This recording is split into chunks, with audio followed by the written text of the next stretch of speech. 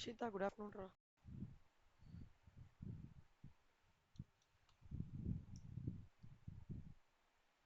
Good afternoon. So capital கெயின்ஸில் வந்து நேற்றுக்கு என்னெல்லாம் பார்த்தோன்னா short term capital asset long term capital asset first வந்து செக்லிஸ்ட்டில் வந்து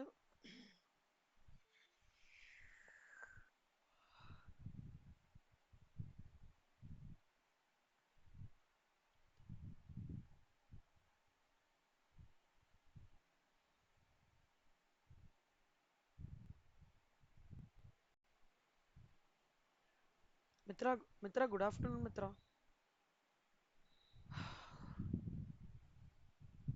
குட் ஆஃப்டர்நூன்.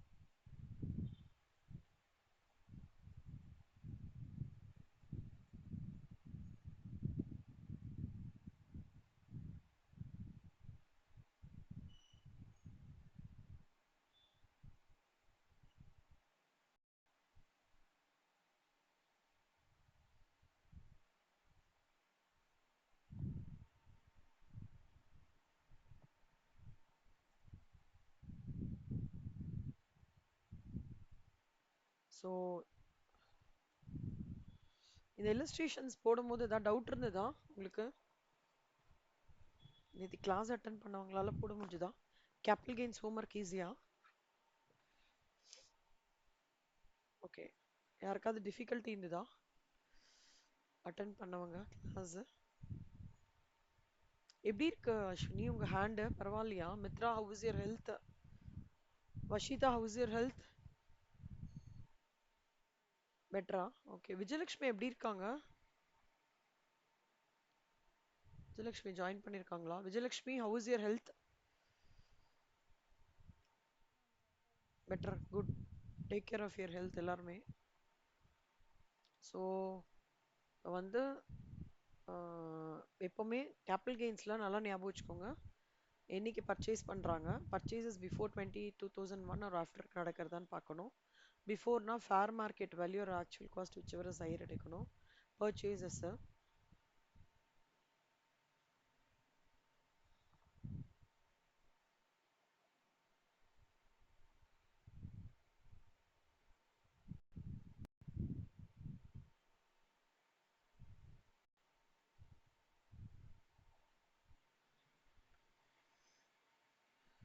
ஸோ பர்ச்சேசஸ்ஸு அதுக்கப்புறம் பர்ச்சேசஸ்க்கு அப்புறம் அதில் ஏதாவது இம்ப்ரூவ்மெண்ட் பண்ணோன்னா அந்த டீட்டெயில் போட்டுக்கோங்க.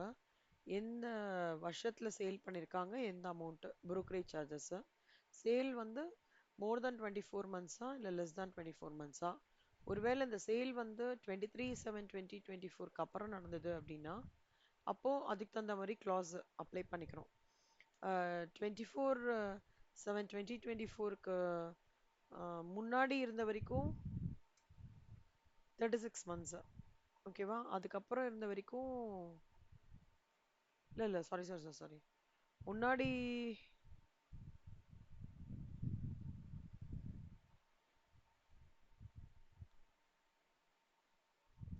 நம்ம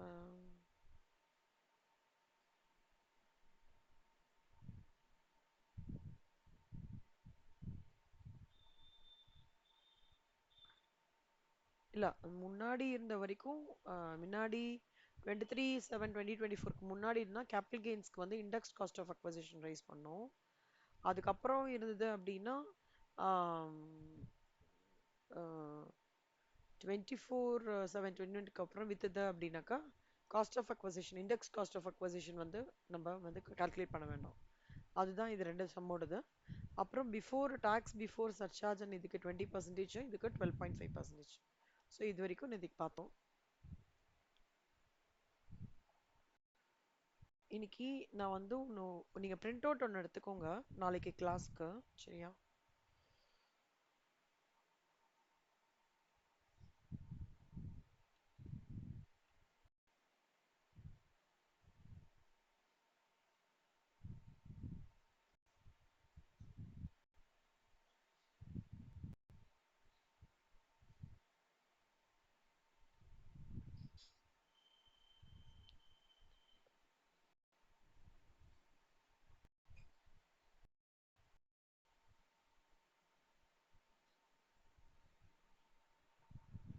ப்ராஃபிட்ஸ் அண்ட் கெயின்ஸ் நான் எடுத்துடுறேன்டா. ஓகே. அந்த 8 சம்ஸ்க்கு 8 to 9 sums.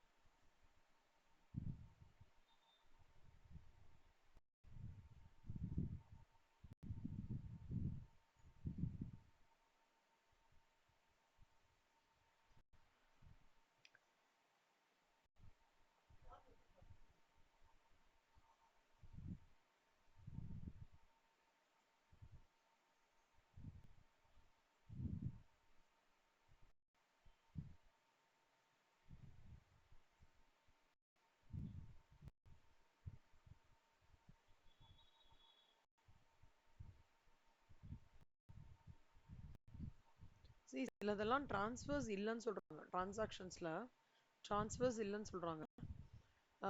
எப்பவுமே இந்த லிக்விடேஷன் டைம்ல வந்து ஒரு கேபிட்டலிசட் இது பண்றோம் அப்படின்னா அது ட்ரான்ஸ்ஃபர் கிடையாது. அதே மாதிரி ஹெச்யூஎஃப் பார்ட்டிஷன் ஆகுதுன்னா அது ட்ரான்ஸ்ஃபர் கிடையாது. அப்புறம் அமால்கமேஷன் ஏதாவது அந்த மாதிரி நடக்கிறது அப்படின்னா அது ட்ரான்ஸ்ஃபர் கிடையாது. ரொம்ப இம்பார்ட்டண்ட்டாக இருக்கிறது சொல்லித்தரேன்.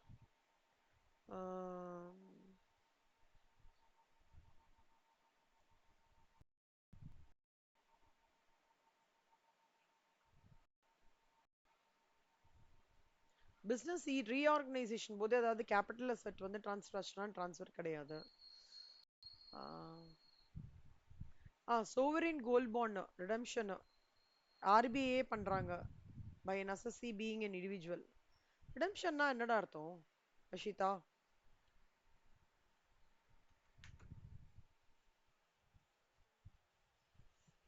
ரிட்டர்ன் பேக் அதை திருப்பி பண்றாங்கன்னா சோவரின் கோல்ட் பாண்ட் பண்றாங்கன்னா அது ட்ரான்ஸ்ஃபர் கிடையாது. ஓகே. ஒரு லேண்டு சிக் இண்டஸ்ட்ரியல் யூனிட்டோட ஒரு land which is sanction as per sick industrial companies act, அதன் மூலமா ஏதாவது ட்ரான்ஸ்ஃபர் வந்ததுன்னா ட்ரான்ஸ்ஃபர் கிடையாது.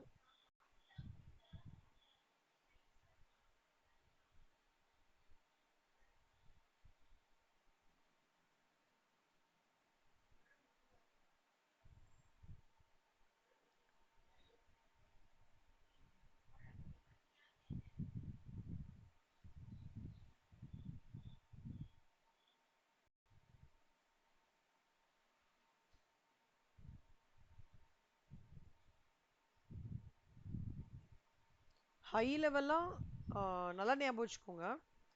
லிக்விடேஷன், அமால்கமேஷன், மர்ஜரு, அப்புறம் அந்த கம்பெனி வந்து டிமர்ஜரு, ஏதாவது ரீகன்ஸ்ட்ரக்ஷன் ஆகிறது, அந்த மாதிரி விஷயம்லாம் வந்து எனி ட்ரான்ஸ்ஃபர் ஆஃப் அசர்ட் வந்து ட்ரான்ஸ்ஃபர் கன்சிடர் பண்ண மாட்டாங்க. இது ஹை லெவலாக அண்டர்ஸ்டாண்ட் பண்ணிக்கோங்க. நோஷனல் காஸ்ட் ஆஃப் அக்வசிஷன் அப்படின்னா என்ன அர்த்தம்னா, see cost of acquisition of the previous owner of the property, அதாவது ஹெச்யூஎஃப் ஏதாவது பார்ட்டிஷன் ஆயிருக்கு, அதில் அசர்ட் ரிசீவ் ஆயிருக்கு, இல்லை வில் மூலமாக ஏதாவது அசர்ட் ரிசீவ் ஆயிருக்கு, இப்போ டிசல்யூஷன் ஃபோம் மூலமாக அதான் அசர்ட் ரிசீவ் ஆயிருக்கு, லிக்விடேஷன் மூலமாக அதான் அசர்ட் ரிசீவ் ஆயிருக்கு, பிஸ்னஸ் ரீஆர்கனைசேஷன் போது இது எல்லாமே பார்த்தீங்கன்னா இதெல்லாம் என்ன சொல்லுவாங்கன்னா, நம்ம டைரக்டாக நம்மளே போய் டீல் பண்ணி ஒரு அசர்ட்டை பர்ச்சேஸ் பண்ணாமல் இந்த வழிகள் மூலமாக வந்ததுன்னா அதுக்கு பேர் என்ன சொல்லுவாங்கன்னா நோஷனல் காஸ்ட் ஆஃப் அக்வசிஷன். அது மட்டும் அண்டர்ஸ்டாண்ட் பண்ணிக்கோங்க.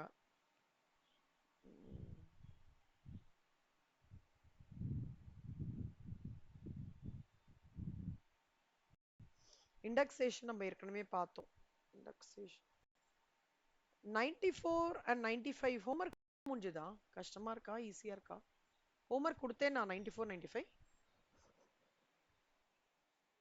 ஈஸியா இருந்ததா கஷ்டமா இருக்கா? Very good, super.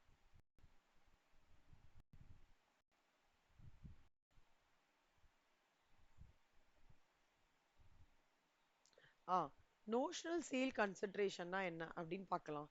இப்போ ஒரு டேமேஜ் ஆகிறது, அதுக்கு இன்சூரன்ஸ் கிளைம் கண்டுபிடிக்கிறாங்க அப்படின்னா அந்த காம்பன்சேஷன் வந்து கேஷ்லியோ இல்லை fair market value of assets receive, அது வந்து டீம்டு வேல்யூ ஆஃப் கன்சிடரேஷன் சொல்லுவாங்க.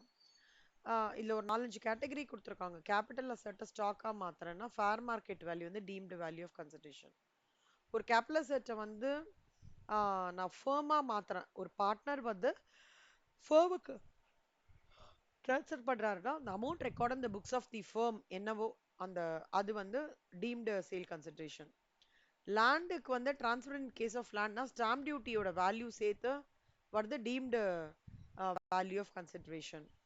டிபெஞ்சர்ஸ் ஆர் வாரண்ட்ஸ் வந்து டிரான்ஸ்ஃபர்டு கிஃப்ட் மூலமா ட்ரான்ஸ்ஃபர் பண்றாங்கன்னா market value of the asset. So இதெல்லாம் வந்து டீம்டு வேல்யூ ஆஃப் கன்சிடரேஷன்.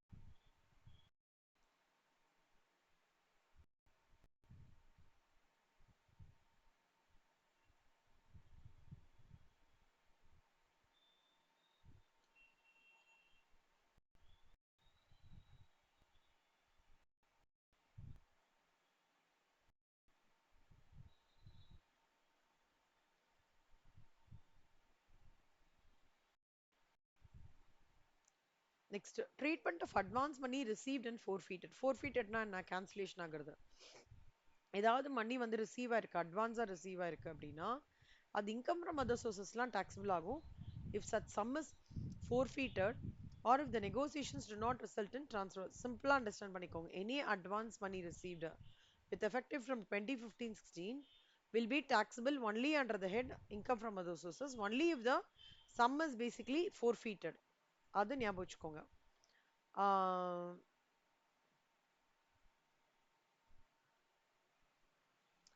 இப்போ ஒரு லேண்ட் வந்து ஒருத்தருக்கு டிரான்ஸ்ஃபர் ஆகிறது. ஓகே,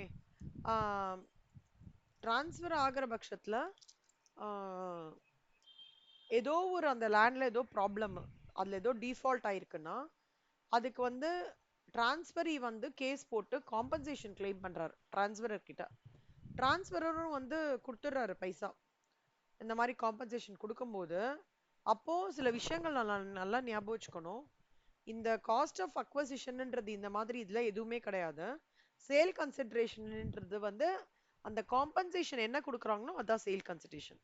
அதான் வந்து treatment of compensation by the transferor அப்படின்ற ஒரு சைட் ஹெட்டிங்கோட கொடுத்துருக்காங்க. ரொம்ப இம்பார்ட்டன்ட், நல்லா பார்த்துக்கோங்க. டிரான்ஸ்பரர் லேண்டை வந்து டிரான்ஸ்ஃபர் பண்றாரு. டிரான்ஸ்பரர் வந்து ஒரு லேண்டை டிரான்ஸ்ஃபர் பண்றாங்க. அந்த லேண்டை டிரான்ஸ்ஃபர் பண்ணும்போது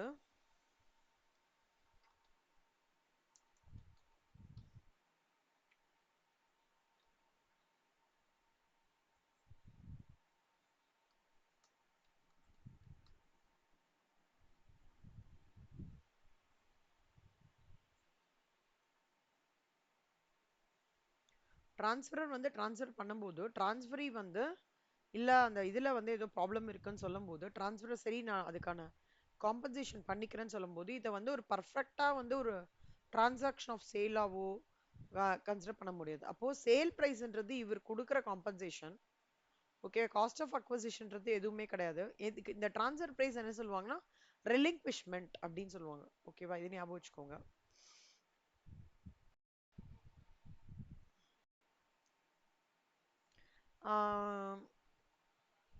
அதாவது இப்போ வந்து காம்பன்சேஷனா இன்சூரன்ஸ் கிளைம் ஏதாவது கொடுக்குறாங்க for the loss of capital asset. அந்த மாதிரி கொடுக்கும்போது any compensation received from the insurance company for the specified damages is treated as transfer. இது வந்து it is subject to capital gain in the year of receipt of compensation. டேமேஜஸ்னா ஜென்ரலா என்ன மாதிரி இருக்கும்னா சைக்ளோன் வரும், இல்ல எர்த்குவேக் வரும், இல்ல ஹூரிகேன் வரும், அப்புறம் வந்து ஃபயரு, அந்த மாதிரி விஷயங்கள் எல்லாமே டேமேஜஸ்ன்னு சொல்லலாம். இப்போ காஸ் ஆஃப் டேமேஜஸ் ரொம்ப கிளியர் கட்டா இருந்தது அப்படின்னா இன்சூரன்ஸ் கிளைமும் எனக்கு கிடைச்சிருதுன்னா அந்த transfer liable for capital gain. Cause of damage வந்து சரியாவே தெரியலன்னு வச்சுக்கோங்களேன், கிளைமும் பண்ண முடியலன்னா அப்போ கேபிட்டல் கெயின் கிடையாது. ஓகேவா, இது எல்லாருக்கும் புரிஞ்சுதா? சி, அதாவது 3 கேட்டகரிஸ், 2 மெயின் கேட்டகரிஸ் இருக்கு கண்ணா. ஒன்று வந்து டிரான்ஸ்ஃபர் பண்ணும்போது அந்த ப்ராப்பர்ட்டியில் ஏதாவது டைட்டில் டிஃபால்ட் அந்த மாதிரி ஆயிடுது அப்படின்னா டிரான்ஸ்ஃபரர் வந்து ஏதாவது காம்பன்சேஷன் கொடுத்தானாக்கா அந்த compensation will be consider as a sale consideration. அதே மாதிரி சர்டன் கேசஸ்ல இன்சூரன்ஸ் கிளைம் ஆகிறது அப்போ ரொம்ப கிளியரா இருக்கு cause of the damage accidental ஃபயர்னால தான், இல்ல டைஃபூன்னால தான், இல்ல எர்த்குவேக்னால தான், அது ப்ரூவ் ஆகி இன்சூரன்ஸ் கிளைம் ரிசீவ் பண்ணியிருக்காங்க அப்படின்னா அந்த ட்ரான்ஸ்ஃபர் அமௌண்ட் வந்து liable for capital gains. ஓகேவா? அதான் இங்க கொடுத்துருக்காங்க. Sale consideration compensation so receive if it's கைண்ட்னா ஃபேர் மார்க்கெட் வேல்யூ ஆஃப் இது. காஸ்ட் ஆஃப் அக்வசிஷன்ன்றது ஒண்ணுமே சொல்ல முடியாது as usual. இண்டெக்ஸேஷன் பெனிஃபிட்ன்றது till the year of destruction எடுத்துக்கணும். டாக்ஸபிள் இந்த இயர் ஆஃப் எந்த இயர்ல நம்மளுக்கு காம்பன்சேஷன் கிடைச்சிருக்கோ அந்த இயர்ல தான் நம்ம வந்து அதை இன்க்ளூட் பண்ணிக்கணும், டாக்ஸ்ல வரும்.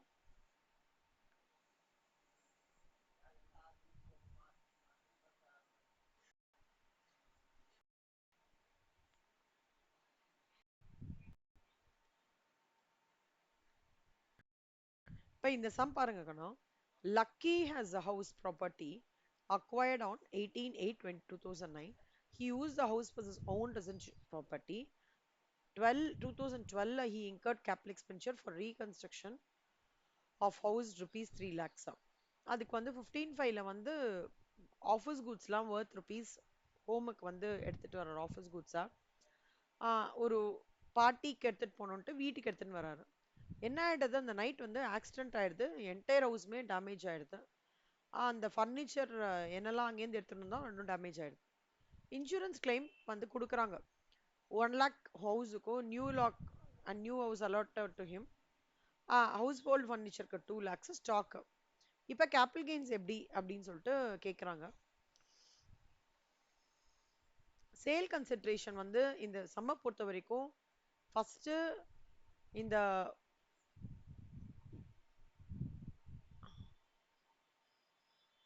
Fair market value of which is 44 lakhsன்னு சொல்றாங்க இல்லையா, அதாவது apart from cash something in கைண்ட்னு சொல்றாங்க இல்லையா. ஸோ 1 lakh அண்ட் 44 lakhs ரெண்டும் சேர்த்து 45 lakhs சேல் கன்சிடரேஷன்ல வரும். இங்க எக்ஸ்பென்சஸ் ஆன் டிரான்ஸ்பர்ன்றது இது. அப்ப net sale consideration 45 lakhs. Indexed cost of acquisition இங்க இப்போ வந்து ரெண்டு இருக்கு. அசசி வந்து இன்சூரன்ஸ் கிளைம் வந்து ரிசீவ்ட் ஆன் 18/8. அவங்க என்ன கேட்குறாங்கன்னா such compensation is received by SSC on 15/4/2025 னா என்ன பண்ணுவீங்க, அதுக்கு முன்னாடினா என்ன பண்ணுவீங்க அப்படின்னு கேட்டிருக்காங்க. இப்போ நீங்க பார்த்துக்கோங்க. ஒர்க்கிங்ல 45 lakhs. இப்போ இண்டெக்ஸ்ட் காஸ்ட் ஆஃப் அக்வசிஷன் வந்து இப்போ வாங்கினது வந்து 2009. அது ஆக்சுவலா விற்கிறது அப்படின்றது வந்து ஆல்மோஸ்ட் விற்கல, ஆல்மோஸ்ட் அது வந்து ஃபயர் ஆனதுன்னு 24. அப்போ almost it is moving more then 24 months. அப்போ indexed cost of acquisition, indexed cost of அக்வசிஷன்னா இப்போ இதுக்கு வந்து எந்த இயர்ல வந்து அவங்க பர்ச்சேஸ் பண்ணாங்க, 2009. So 2009ஓட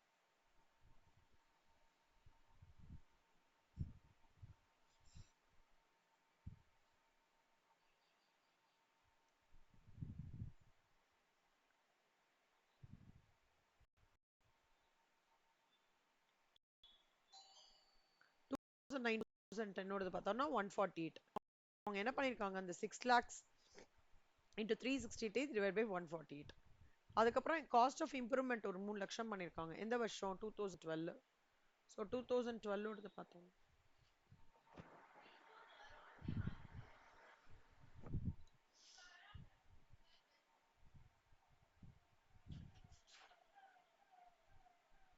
two thousand 200. So 363 by 200 இது பண்றோம். இப்போ இதுலேருந்து இதை மைனஸ் பண்ணோம் லாங் டேர்ம் கேபிட்டல் கெயின். இப்போ ஃபார் ஃபர்னிச்சர் பொறுத்த வரைக்கும் நல்லா ஞாபகம் வச்சுக்கோங்க கண்ணா, no capital gain arises because it's a personal asset. அதனால கேபிட்டல் அசெட் கிடையவே கிடையாது.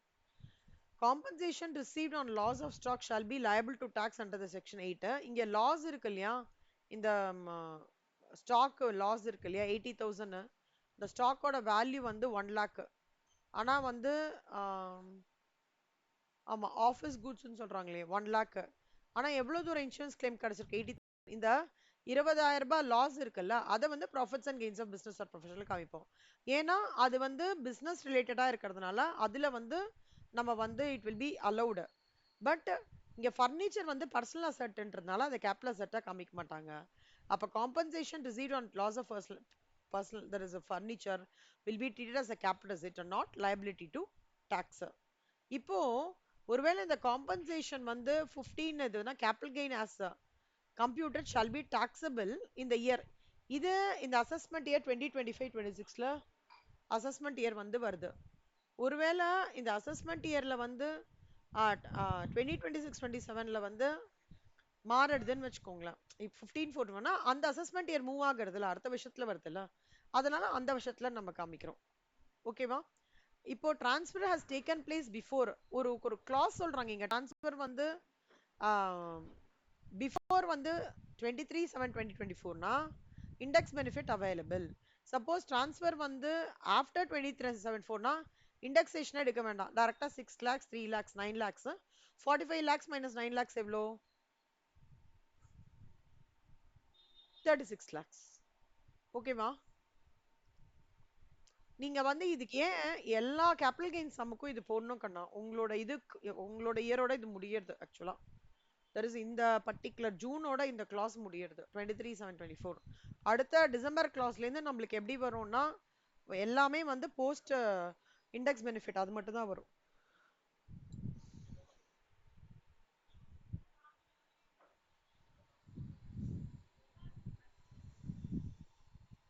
ஓகேவா கண்ணா? இந்த சம் புரியுறதா எல்லாருக்கும்? அதே லாஜிக் தான்.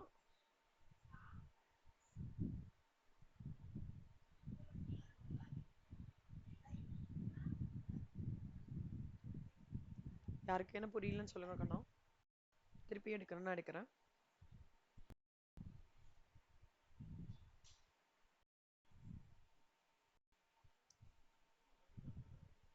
சொல்லுங்க செல்லம். சொல்லுங்கம்மா.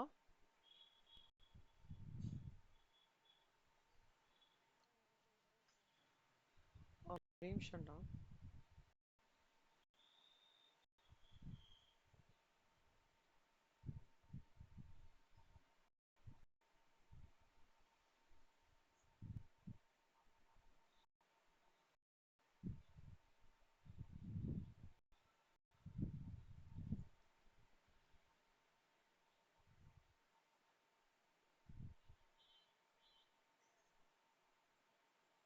சொல்லுங்க கண்ணா.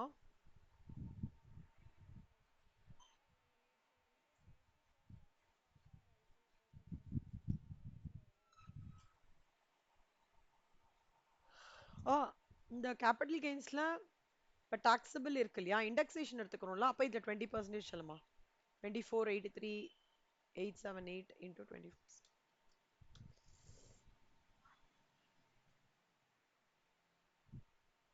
டாக்ஸபிள் கேபிட்டல் கெயின்ஸ் இவ்வளோ. ஓகேவா? பட் உங்களுக்கு அதெல்லாம் கேட்கல கண்ணா. அவங்க வெறும்னா டாக்ஸ் ட்ரீட்மெண்ட் கேபிட்டல் கெயின்ஸ்ல இது ஷார்ட் டேர்ம் கேபிட்டல் கெயினா லாங் டேர்ம் கேபிட்டல் கெயினா கேட்குறாங்க. ஏன்னா அந்த சம்ல பார்த்தீங்கன்னு வச்சுக்கோங்களேன், இவங்க கிளியரா கேட்குறாங்க pay tax 12 point compute the pay tax 12.5% without considering index benefit, pay tax after considering. அதே மாதிரி இந்த சம்ல பாத்தீங்கன்னா chargeable capital gain chargeable to டாக்ஸ்ன்னு கேக்குறாங்க. அப்படின்னா தான் நீங்க அந்த டாக்ஸ் பிஃபோர் சர்சார்ஜ் எடுக்கணும். இல்ல பரவாயில்ல டு பி அந்த சேஃபர் சைடு நான் போடுறேனாலும் ஒன்றும் தப்பு கிடையாது, இதுல 20% போட்டுக்கோங்க. ஒருவேளை நீங்க இண்டெக்ஸ் பெனிஃபிட் எடுக்கல, யுவர் அசம்ஷன் வந்து if the transaction வந்து is taking place after அது பேர் என்ன, if the சாரி ஆஃப்டர் 23/7/2024 அப்படின்னா 45 lakhsல இருந்து இந்த 9 lakhs 36 lakhsல அதுல 12.5%. அவ்வளவுதான். ஓகேவாடா? வேற யாரோ ஏதோ டவுட் கேட்க வந்தீங்க, யாரு? வஷிதாவா? சொல்லுங்க விஷிதா.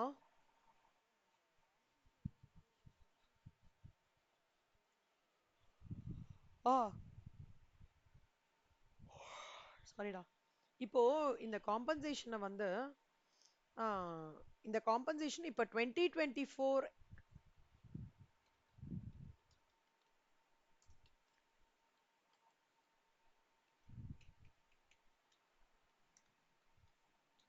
காம்பன்சேஷன் 18/8/2024ல ரிசீவ் ஆகுது கரெக்டா கண்ணா? அது வந்து இது எந்த அசஸ்மெண்ட் இயர்ல வரும்? அடுத்த வருஷம் 2025-26ல வரும். ஆனா இதே காம்பன்சேஷனை நான் அடுத்த வருஷம் தான் கிடைக்கிறது அப்படின்னா அதுக்கு அடுத்த அசஸ்மெண்ட் இயர்.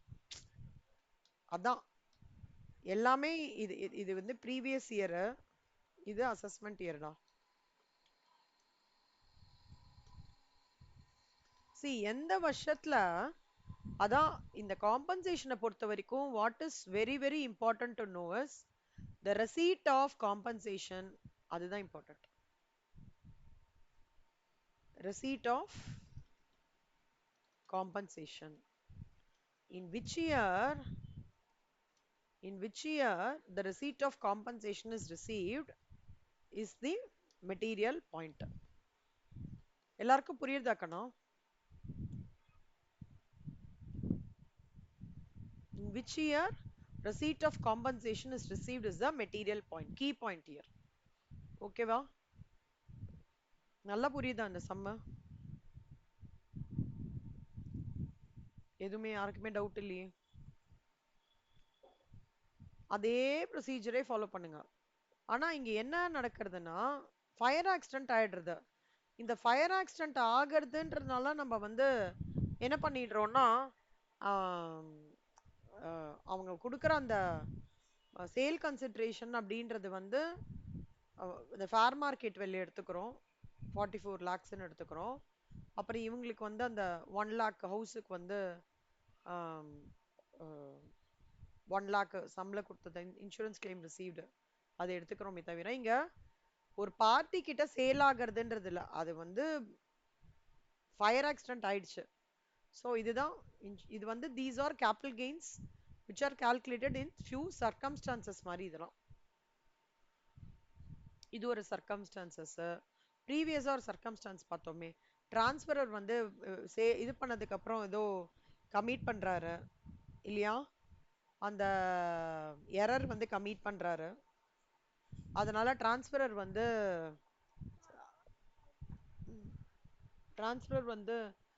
கமிட் பண்றாரு. அதுக்கப்புறம் கமிட் பண்ணதுக்கு அப்புறம் என்ன ஆகுறது, டிரான்ஸ்ஃபரி உடனே காம்பன்சேஷன் கூட நீ டிஃபால்ட் பண்ணிட்டேன்றான். சரிப்பா நான் டிஃபால்ட் பண்ணிட்டேன்ல, நான் காம்பன்சேஷன் கொடுக்குறேன்னு சொல்லிட்டு இவங்க கொடுக்குறாங்க. இப்போ காம்பன்சேஷன் கொடுக்கும்போது என்ன ஆயிடுறது, ரெண்டு விதமான காம்பன்சேஷன்.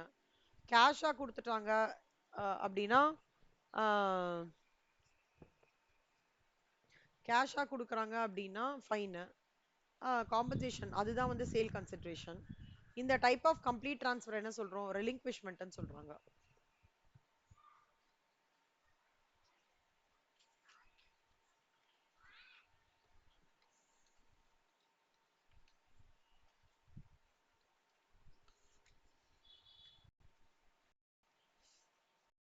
யூலிப், யூலிப் எங்க கேள்விப்பட்டிருக்கீங்க? யூலிப்னா என்னன்னு தெரியுமா?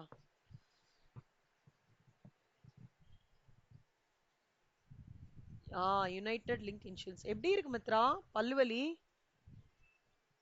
இன்னும் பேச முடியலையாடா?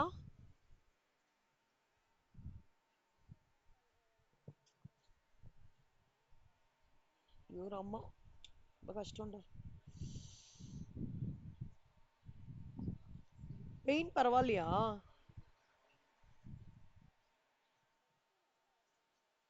புரியுது புரியுது புரியுது, வலிக்குது. ஹோம்ஒர்க்லாம் கொஞ்சம் பார்த்தே போடுங்க மித்ரா, பரவாயில்ல. Take care of your health. Ashwini உங்க கை எப்படி இருக்கு? பரவாயில்லையாடா? எழுத ஆரம்பிக்க முடியுதா? வஷிதா யுவர் ஹெல்த் இஸ் ஃபைனா? எல்லாரும் ஹெல்த் பார்த்துக்கோண்டா, ஹெல்த் ரொம்ப இம்பார்ட்டன்ட். என்ன, பில்லர் சுவர் இருந்தாதான் சித்திரம் வரைய முடியும். சுவரை பார்த்துக்க வேண்டியது நம்மளுடைய ரெஸ்பான்சிபிலிட்டி. பார்த்துக்கோங்க, வேற வழி இல்லைன்னா மாத்திரை கீத்திரை போட்டு கொஞ்சம் நல்லா பிரிஸ்க் பண்ணிக்கோங்க, நல்லா ரெஸ்ட் எடுங்க. ஸோ எக்ஸாம் டைம் போது நம்ம ஆக்டிவாக இருக்கணும், அதான் ரொம்ப இம்பார்ட்டன்ட். ஸோ ஹெல்த்தை பார்த்துக்கோங்க எல்லாருமே. விஜயலட்சுமிக்கு பரவாயில்லையா? ஃபீவர்லாம் பரவாயில்லையாடா? Okay okay, take care take care.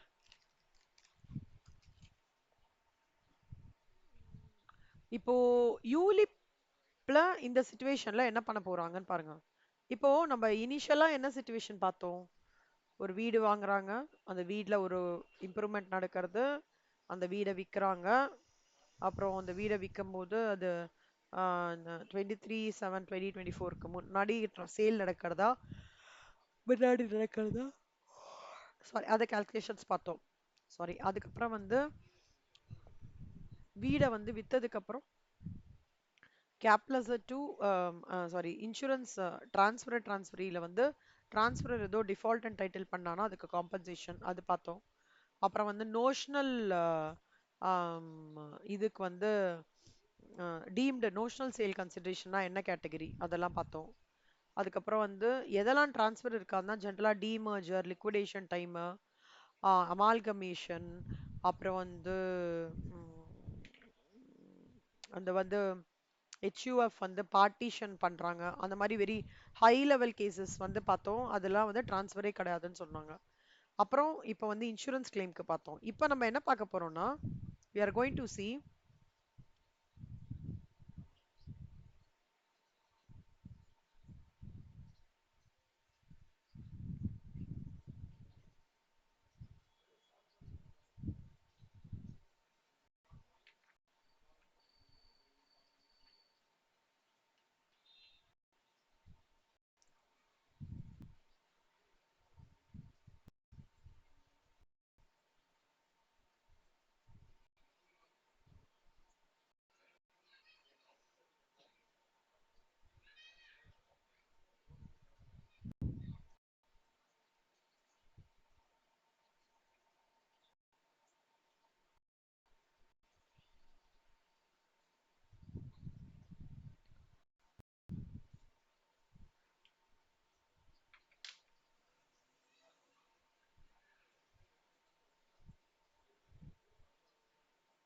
பாருங்கண்ணா Ali has 10,000 shares of இல்ல சாரி ஃபர்ஸ்ட் இதை நான் சொல்லி கொடுத்துறேன் யூலி போடுது ஏதாவது பர்சன் ஓகேவா யூனிட் லிங்க் இன்சூரன்ஸ் பிரீமியம் மூலமா ஏதாவது அமௌண்ட் வந்ததுன்னா அது வந்து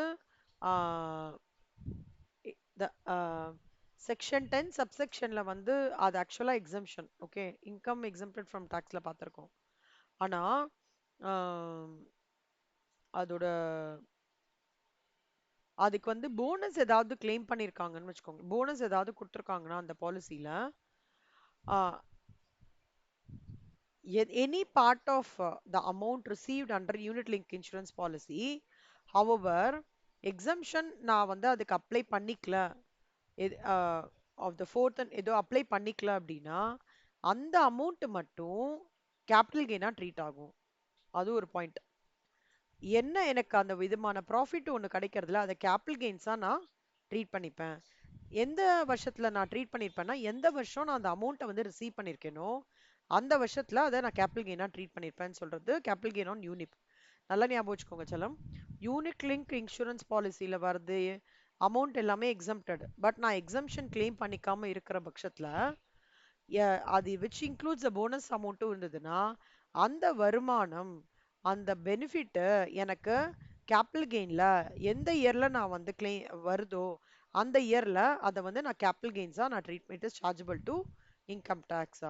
and what is also important is ஏதாவது ஒரு கேபிட்டல் கெயினை வந்து கேபிட்டல் அசெட்ஸ்ல இருந்து ஸ்டாக் இன் ட்ரேடா நான் கன்வெர்ட் பண்ணேன் அப்படின்னா அந்த சம் தான் நம்ம இப்ப பார்க்க போறோம். இது அதாவது கேபிட்டல் அசெட்டை ஸ்டாக் அண்ட் ட்ரேடா கன்வெர்ட் பண்ண போறோம் அப்படின்னா ரூல் என்ன தெரியுமா சேல் கான்சென்ட்ரேஷன்ன்றது fair market value cost of consideration அது as usual அதுக்கு என்ன டேட்டா கொடுத்துருக்காங்களோ indexation வந்து till year of conversion available in two specified situations taxable in the year in which எந்த இயர்ல நான் ஸ்டாக்கை செல் பண்ணியிருக்கேனோ அந்த இயர்ல அது taxable. So treatment of actual sale வேல்யூன்றது வந்து ஆக்சுவல் சேல் வேல்யூ நார்மல் அதுதான் minus expenditure on transfer minus fair market value தான் பிசினஸ் இன்கமா ட்ரீட்மெண்ட் ஆகும். இப்போ இந்த கிளாஸ் தான் இப்போ இந்த சம பார்க்க போறோம். அதே மாதிரி ஃபார்மேட் தான் ஒரே ஒரு இடம் மட்டும் மாறும் அவ்வளவுதான்.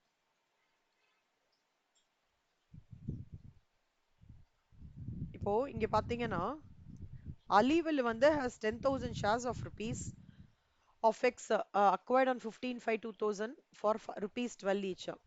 1/5/2007ல அலி என்ன பண்றாருன்னா 2000 of such shares வந்து ஸ்டாக் இன் ட்ரேடுக்கு வந்து கன்வெர்ட் பண்றாரு. அந்த டேட்ல the market value of the share வந்து ஒரு ஷேருக்கு வந்து 30 ரூபா. ஒரு ஷேருக்கு எவ்வளோ 30 ரூபா ஆகிறது. எவ்வளோ கன்வெர்ட் பண்றாங்க, எவ்வளோ ஆக்சுவலா அக்வயர் பண்றாங்க. அக்வயரிங்னா அக்வயரிங்கான்னு அர்த்தம் பர்ச்சேசிங். ஓகே. ஸோ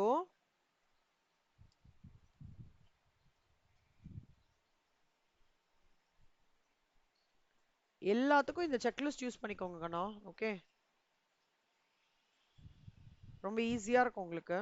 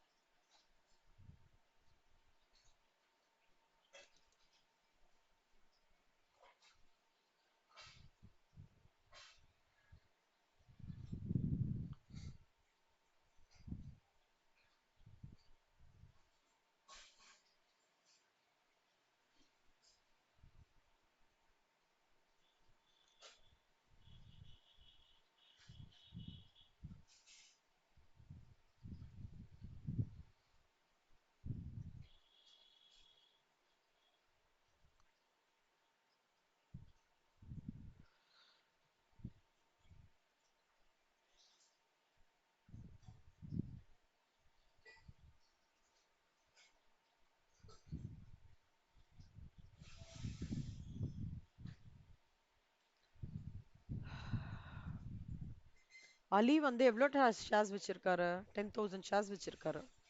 எப்போ purchase பண்ணாரதா? 15/05/2000.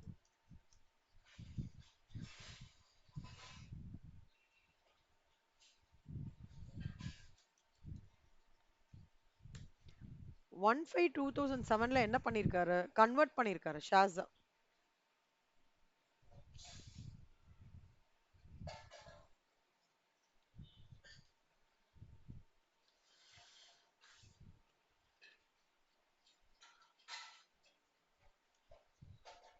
Dates are very important கண்ணா. In capital gains, dates are very very important. நீங்க பர்சனலா எப்படி ஃபீல் பண்றீங்க? வேற சாப்டர்ல எங்க டேட்ஸ் வேற எங்கேயும் சிக்னிஃபிகண்டா இருந்த மாதிரி ஃபீல் பண்றீங்க? அஸ்வினி நீங்க சொல்லுங்க கண்ணா. இப்ப நம்ம சோஃபார் டிடி இவ்ளோ டிராவல் பண்ணிட்டு வரோம் இல்லையா? வேற எந்த சாப்டர்ல இந்த சாப்டர் மாதிரியே டேட்ஸ் எங்க ரொம்ப சிக்னிஃபிகண்டா ஃபீல் பண்ணீங்க? சூப்பர். அப்புறம்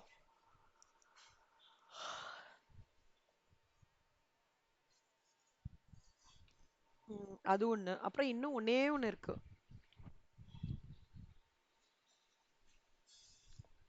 டேட்ஸ் ஆக்சுவலா டேட்ஸ் நிறைய இடத்துல நிஜமாலே இம்பார்ட்டன்ட்.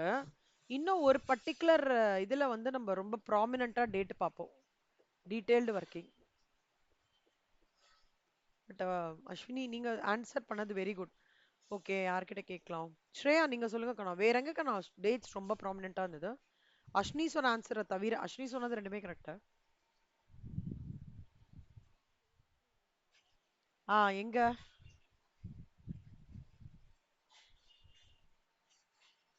அதுல எதுங்க எதுல? கரெக்ட், இன்கம் ஹவுஸ் ப்ராப்பர்ட்டியில் தான். எங்க?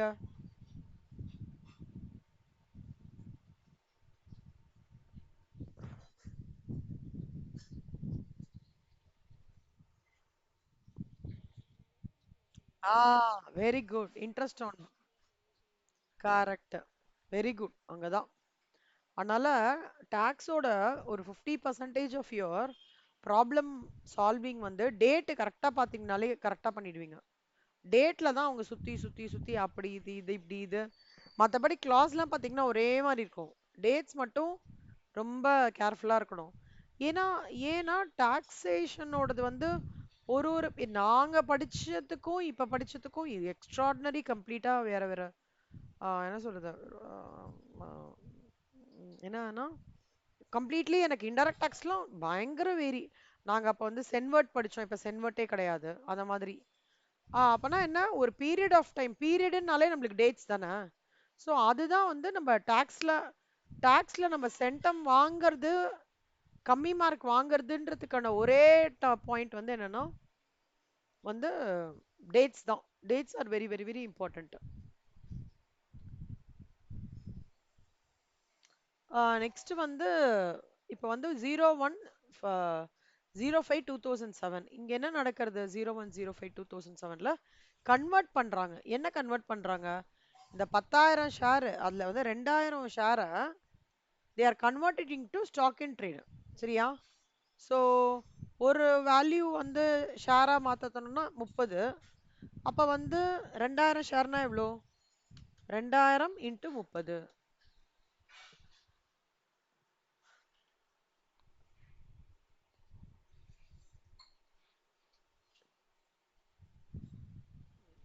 இது வரைக்கும் புரிஞ்சுதா சம்மு? 17/2/2025 திருப்பி அவன் எல்லா ஷேர்ஸையுமே செல் பண்ணிடுறாங்களாம். எல்லா ஷேர்ஸையுமேனா எவ்வளோ அர்த்தம்? எல்லா ஷேர்ஸ்னா எவ்வளோ வரும்டா அக்ஷயா? இப்போ ரிமைனிங் ஷேர்ஸ் எவ்வளோ இருக்கு?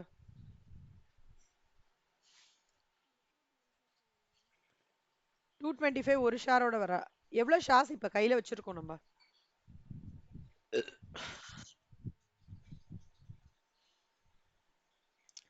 60,000 கன்வெர்ட் ஆயிடுச்சு செல்லம்மா. இது ஸ்டாக்கா கன்வெர்ட் ஆயிடுச்சு. நம்பர் ஆஃப் ஷேர்ஸ் இப்போ கையில் எவ்வளோ வச்சிருக்கோன்னு கேட்குறேன். 10,000 ஷேர் இருந்தது, 2,000 ஷேர் கன்வெர்ட் பண்ணிட்டு 8,000. அப்போ எவ்வளோ சேல் ஆயிருக்கு? 8,000 இன்டூ 225. ஓகேவா? 18 லட்சம் ரூபாய். கரெக்டா கண்ணா? புரோக்கரேஜ் இதுல எவ்வளவு கொடுத்துருக்கான்? 2% புரோக்கரேஜ். அப்ப 18 லட்சம் ரூபாயில 2% புரோக்கரேஜ்னா நம்மளுக்கு எவ்வளவு கிடைக்கும்? 36,000 ரூபாய் கிடைக்கும். கரெக்டா? இப்ப இது ரெண்டு கேட்டகரியா பிரிக்கிறாங்க. ஓகேவா? ஒண்ணு வந்து அவன் என்ன சொல்றான்? State tax treatment. Tax treatment மட்டும் தான் கேட்குறாங்க. ஸோ அப்போ வந்து உங்களுக்கு வந்து இதுல நீங்க வந்து 20% சார்ஜ் பண்ணணும், 12 அந்த அந்த இதுவே கேட்கல. வெறும்னா இதை நீங்க ஜஸ்ட் லாங் டேர்ம் கேபிட்டல் கெயினா என்ன அப்படின்னு கேட்டுட்டு விட்டுறாங்க, அவ்வளவுதான்.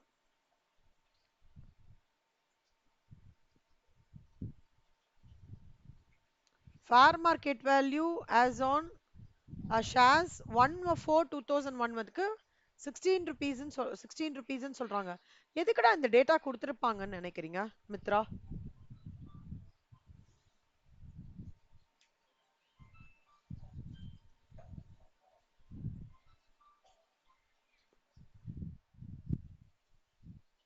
செல்லம், நீங்க கேபிட்டல் கெயின் அட்டன் பண்ணீங்களாடா கண்ணா? இல்ல இல்ல, அட்டன் பண்ணீங்க. சூப்பர். 2001 இருக்குல்ல செல்லம், 1/4/2001ஓடது, இது ஏன் கொடுத்துருக்காங்கன்னு நினைக்கிறீங்க?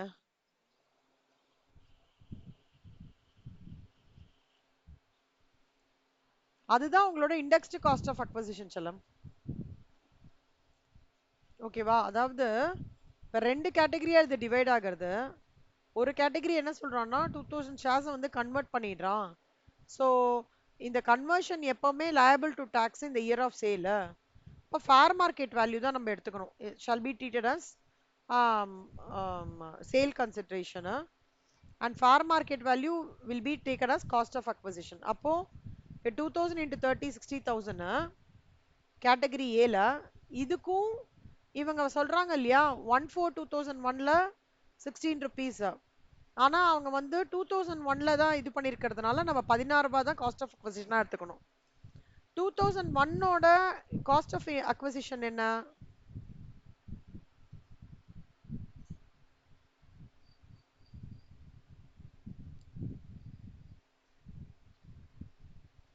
₹100 இண்டெக்ஸ். 2001ஓடது ₹100. ஓகேவா? இங்க போடல 100. அப்போ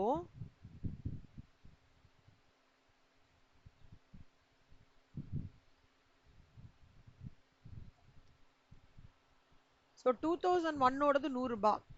இவங்க வந்து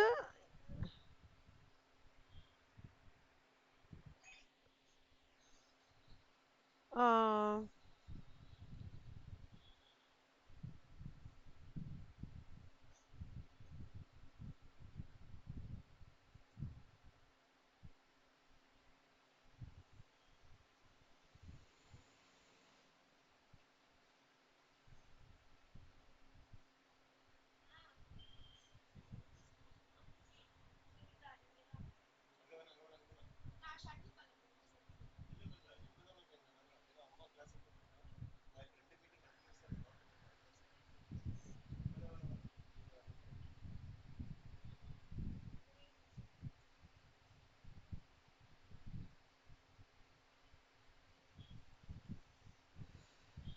நான் இண்டெக்ஸிங் இங்க எடுத்துன்னு வந்துடுறேன்டா, கன்ஃபியூஷன்.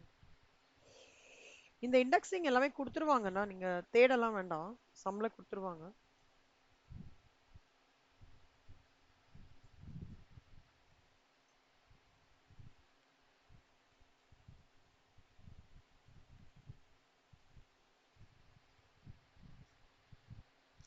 ஷேர்ஸை வந்து அவங்க எப்போ ஸ்டாக் ட்ரேடா மாத்துறாங்க? 2007, கரெக்டா? ஸோ 2007ஓடது எந்த இண்டெக்ஸிங்க?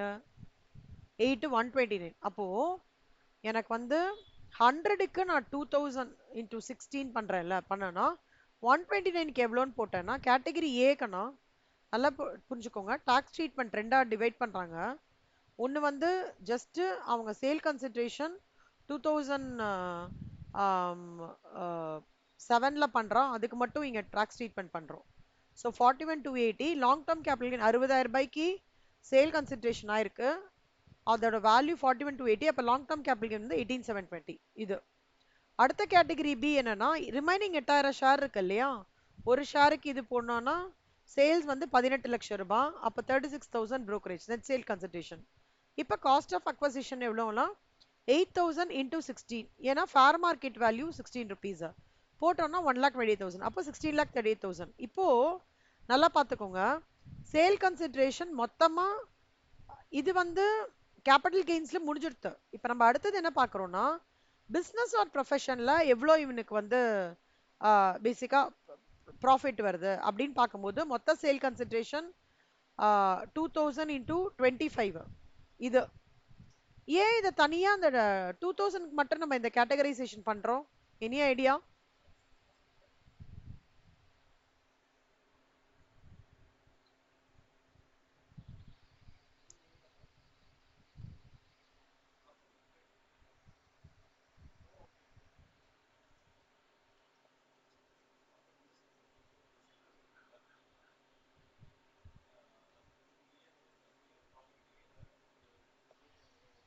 சொல்லுங்க செல்லம். தப்பா இருந்தாலும் பரவாயில்ல, ட்ரை பண்ணுங்க.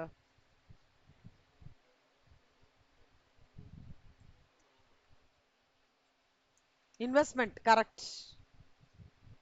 ஓகேவா?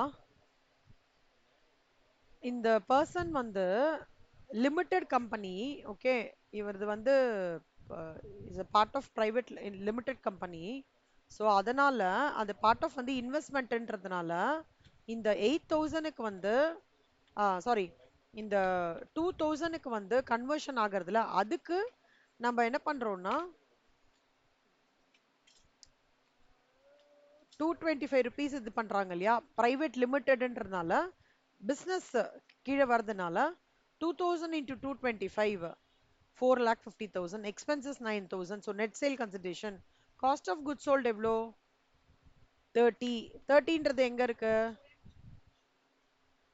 Market value. எல்லாமே பிசினஸ் ரிலேட்டடா வருது இல்லை வந்து பிரைவேட் லிமிடெட். அதனால profits and gains and business இதுலயும் நம்ம கண்டுபிடிச்சு அவனுக்கு ப்ராஃபிட்ஸ் அண்ட் கெயின்ஸ் எவ்வளவு வருதுன்றதை பார்க்குறோம். நல்லா புரிஞ்சுக்கோங்க, ரெண்டு பர்செப்ஷனா இது பார்க்கணும். ஒரு பர்செப்ஷன் வந்து வெறும்னா இந்த 60,000க்கு மட்டும் ஒரு ட்ரீட்மெண்ட், ஓகே. இது ஏன் 60,000க்கு மட்டும் ட்ரீட்மெண்ட், ஏன் இண்டெக்ஸ் காஸ்ட் ஆஃப் அக்வசிஷன் பண்றோம் அப்படின்னா, அவன் வந்து 2000 இதுல வாங்கி 2007ல விற்கிறான். அப்போ மோர் தென் 24 months ஆயிடுறது. இந்த 8,000ன்றது 225ன்றது எப்ப டிரான்ஸ்ஃபர் நடக்கிறது? 17 to 2025. அப்படின்னா என்ன அர்த்தம்? 24 ஜூலை 2024க்கு அப்புறம் ட்ரான்ஸ்ஃபர் நடந்ததுன்னா நம்ம இண்டெக்ஸேஷன் பண்ணணுமா? பண்ணக்கூடாது. கரெக்டா? அதனால இண்டெக்ஸேஷன் பண்ணாம டைரக்டா நம்ம கால்குலேட் பண்ணி கொடுக்குறோம். இதெல்லாம் இது புரியுறதாடா? ஏன் இங்க இண்டெக்ஸிங் பண்றோம், ஏன் இண்டெக்ஸிங் பண்ணலன்ட்டு? யாருக்காவது புரியலன்னா சொல்லுங்க கண்ணா. இன்- எந்த பாயிண்ட் புரியல கண்ணா? Full சம்மேவா?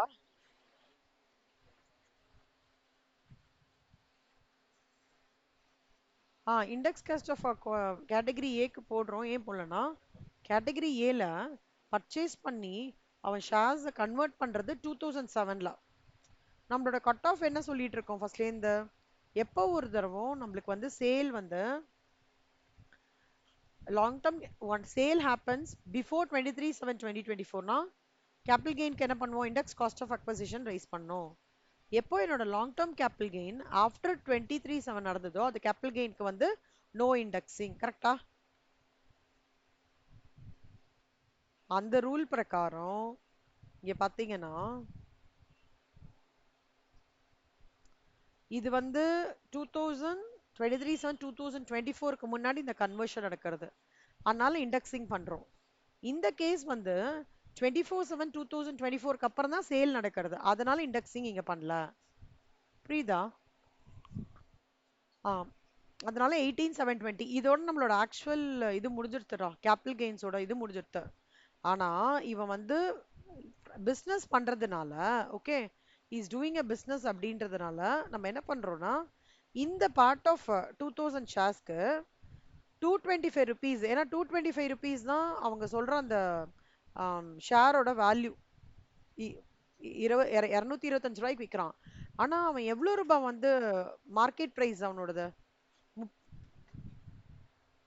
So 30 fair market value of the share வந்து கன்வர்ஷன் வந்து 30. அப்போ 4,41,000 லெஸ் 30 இன்டூ 2000 பண்ணானா 3,85,000 profits and gains of business or ப்ரொஃபஷனோடது. புரியுதா? இல்ல உங்களுக்கு ரொம்பவே இதுவா இருந்ததுன்னா ஜஸ்ட் இதோட முடிச்சுக்கோங்க. ஒண்ணுமே பிரச்சனை இல்ல. இது எழுதலன்னா மார்க்லாம் கம்மி பண்ண மாட்டாங்கன்னா, இது வந்து ஒரு அடிஷனல் இன்ஃபர்மேஷனா சொல்லியிருக்காங்க, அவ்வளவுதான். ஓகேவா? எல்லாருக்கும் புரியுறதா? கேட்டகிரி ஏ கேட்டகிரி பி அதோட முடிச்சுக்கோங்க, அவ்வளவுதான். Profits and gains of business or profession touch பண்ண வேண்டிய நீட் இல்ல. It is an consideration or it is an another indication for us, அவ்வளவுதான். ஓகேவா?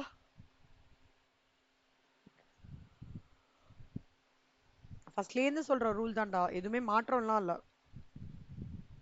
கொஞ்சம் ஒரு ரெண்டு ரூல் ஆட் ஆகுது, அவ்வளவுதான். So sale consideration, fair market value on date of conversion, cost of அக்வசிஷன்றது ஆஸ் யூஷுவல் கால்குலேட் பண்றது, taxable in the year in which such stock is actually sold. இதுதான் நம்ம இங்க பண்ணிருக்காங்க. ட்ரீட்மெண்ட் ஆஃப் டிஃபரன்ஸ் ஆஃப் இது actual sale value, market values and date of conversion minus expenditure will give you business income. அதான் இங்க பண்ணிருக்காங்க. ஓகேவா?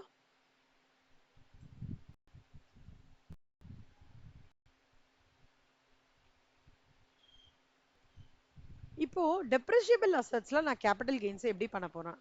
டெப்ரிஷியபிள் அசட்ஸ்னாலே எதுல பண்ணுவோம்? ஜென்ரலா ஃபிக்ஸ்ட் அசட்ஸ்ல பண்ணுவோம். கரெக்டா? The capital asset which forms of blocks of assets in respect of depreciation has been allowed 32 subsection 1 as per WDV. அப்படின்னா இப்போ ஒரு எக்ஸாம்பிள், ரெசிடென்ஷியல் ஹவுஸ் ப்ராப்பர்ட்டி இருக்குக்கண்ணா, பிசினஸ் பர்பஸ்க்கு யூஸ் பண்ணல, okay, on which no depreciation is allowed on income tax shall be treated as non-depreciable asset.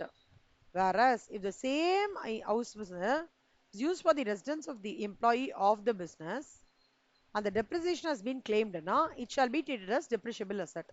எது depreciable asset, எது non depreciable asset? புரிஞ்சுதா? ஒரு ஹவுஸ நான் பிசினஸ்க்காக எடுக்கல, அதனால நான் ஐடி பிரகாரம் டெப்ரிசியேஷன் அதுல வந்து allow no not it's no depreciation is அலோவ்டுனா அது நான் டெப்ரிஷியபிள் அசெட்.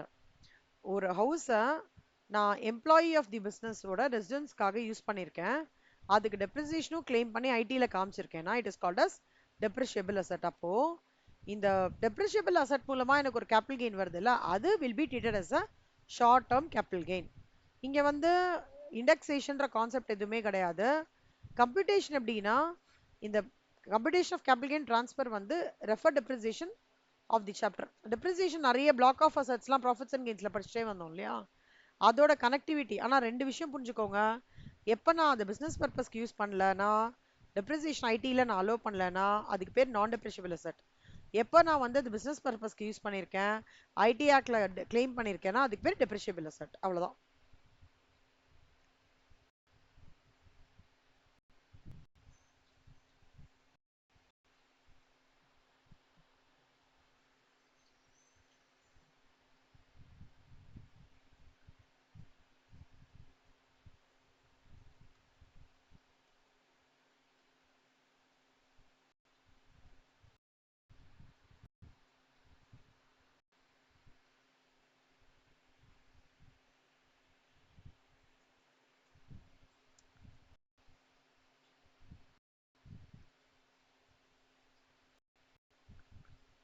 டீமெட்டீரியலைஸ்டு ஃபார்ம்னா என்ன அர்த்தம்டா Vashitha?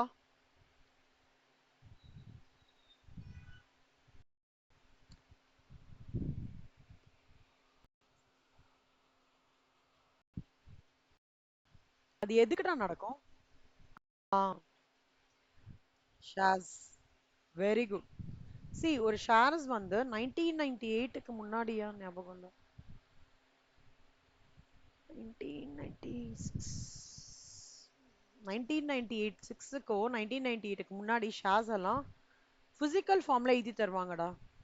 Reliance this is to inform that so and so Vashita or Aisha has received 48 shares of L&T Limited for an amount of so and so at a premium of so and so.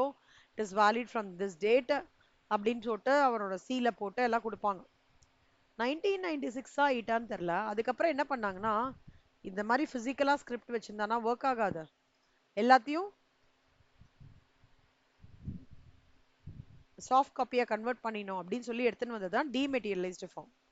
அப்போ அந்த மாதிரி dematerialised ஃபார்ம்ல இருக்கிற assets which அதை basically ஷேர்ஸ்க்கு எப்படி dealing நடக்கும் அப்படின்னு பார்த்தீங்கன்னா, உண்மையிலடா சேல் கன்சன்ட்ரேஷனுக்கு ஆஸ் யூஷுவல் அதே மாதிரி தான். பிஃபோர் 2373 சேல் நடந்ததா, after other clause applicable. Cost of அக்வசிஷனுக்கு மட்டும் எப்போ first in first out method base பண்ணி நம்ம காஸ்ட் ஆஃப் அக்வசிஷன் வந்து நம்ம அசஸ் பண்ணணும் அப்படின்னு சொல்றது இது ஒரு விஷயம். இப்போ நம்ம வந்து இத்தனை நாளி வந்து நம்ம ஒரு we were talking about ஒரு கம்பெனியில் எப்படி இருந்ததுன்னா நம்ம பார்த்துட்டு இருந்தோம், ஒரு இண்டிவிஜுவலுக்கு எப்படின்னு தான் பார்த்தோம். அதுவே ஒரு பார்ட்னருக்கோ இல்லை அசோசியேஷன் ஆஃப் பர்சன்ஸ்க்கோ சொல்லலாம். பிஓஐ ஸ்டாண்ட்ஸ் ஃபார் என்னடா? Very good, very good Akshaya, very குட்ரா. Body of individuals. உங்க ஞாபகம் இருக்கா? ஃபர்ஸ்ட் சுக்லாம்பரதம் சொல்லிட்டு காமர்ஸ்ல நம்மளுக்கு இப்படிதான் ஆரம்பிப்பாங்க. ஒரு பர்சன் இண்டிவிஜுவலா இருக்கலாம், ஒரு பர்சன் ஃபர்மா இருக்கலாம், ஒரு பர்சன் இண்டிவிஜுவல் ஃபேமிலி இருக்கலாம், ஒரு பர்சன் கம்பெனியா இருக்கலாம், ஒரு பர்சன் அசோசியேஷன் ஆஃப் பர்சனா இருக்கலாம், ஒரு பர்சன் பாடி ஆஃப் இண்டிவிஜுவல். இந்த மாதிரி கேட்டகரி ஞாபகம் இருக்கா? இப்போ எந்த ஒரு சாப்டர் எடுத்தாலும் ஒரு ஒரு எஸ்டாப்ளிஷ்மெண்ட்டுக்கு ஒரு ஒரு கிளாஸ் கொடுத்துருப்பாங்க கணா. இப்போ நீங்க நம்ம